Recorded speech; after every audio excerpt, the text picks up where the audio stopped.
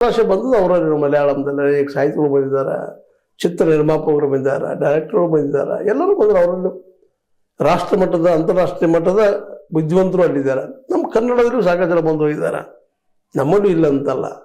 ಅಂದ್ರೆ ಈ ಒಂದೇನು ಮಾತೃಭಾಷೆಗಳಿದ್ದಾವೆ ಇವುಗಳಲ್ಲಿ ಅನೇಕ ಒಂದು ವಿಚಾರವಂತರು, ತತ್ವಜ್ಞಾನಿಗಳು, ವಿಜ್ಞಾನ ಓದಿದಂಥವ್ರು, ವಿಜ್ಞಾನ ತಿಳ್ಕೊಂಡಂಥವ್ರು ಸಾಕಷ್ಟು ಜನ ಬಂದು ಆ ಭಾಷೆಗಳನ್ನಂತೂ ಇವತ್ತು ಭಾಳ ರಿಚ್ ಮಾಡಿದ್ದಾರೆ.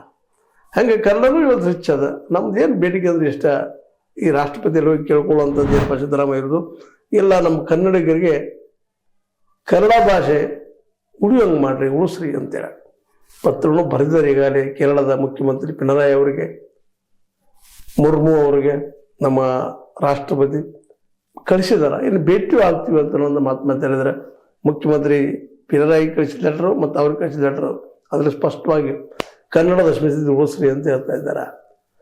ಇದನ್ನು ಬಿಟ್ಟು ಮತ್ತೇನು ಮಾಡ್ಲಿಕ್ಕೆ ಸಾಧ್ಯ ಇದೆ ನಮಗೆ ಅನ್ನೋದು ಇನ್ನೊಂದು ಪ್ರಶ್ನೆ. ಅದು ಲಾಸ್ಟ್ ಕೆಲವೊಂದು ಇಷ್ಟು ಭಾಳಷ್ಟು ಭಾಷಾ ಪ್ರಿಯರು ಉಗ್ರವಾಗಿ ಮಾತಾಡ್ತಾರೆ, ಇಲ್ಲ ಅಂತಲ್ಲ, ಬೇಕಾದ ಆದರೆ ಎಲ್ಲಿವರೆಗೆ ಬೇಕು ಅನ್ನೋ ಸಹಿತ ನಾವು ತಿಳ್ಕೊಬೇಕಾಗಿದೆ ಇವತ್ತು. ಯಾಕಂದ್ರೆ ನಾವು ನಮ್ಮ ಉಗ್ರತ್ವದಿಂದ, ಅತಿವಾದದಿಂದ, ಅತಿ ಭಾವನಾವಾದದಿಂದ ಇನ್ನೊಬ್ಬರ ಮನಸ್ಸನ್ನು ಗೆಲ್ತೀವಿ ಅನ್ನೋದು ಭಾಳ ಕಷ್ಟ.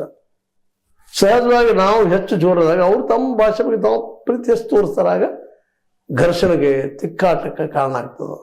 ನಮ್ಮಲ್ಲೂ ಅನೇಕ ಜನ ಮಲಯಾಳಿಗಳು ಬಾರ್ಡರ್ದಲ್ಲೇ, ಮಂಗಳೂರು ಏರಿಯಾದಲ್ಲೇ, ದಕ್ಷಿಣ ಕನ್ನಡ, ಉತ್ತರ ಕನ್ನಡದಲ್ಲಿ, ಬೆಂಗಳೂರಲ್ಲೇ ಬಂದು ಬೆರೆತಿದ್ದಾರೆ. ನಮ್ಮ ಮೇಲೆ ಹೋಗಿದ್ರೆ ಇಂದ ಕಾಸರಗೋಡು ಮತ್ತು ಇನ್ನೊಂದು ಕಡೆ ನಮ್ಮ ಕನ್ನಡಿಗರಲ್ಲಿ ಹೋಗಿ ಬೆರೆತಿದ್ದಾರೆ. ಇಲ್ಲೇನಂತ ಭಾಳ ಸೂಕ್ಷ್ಮದ ಇದು.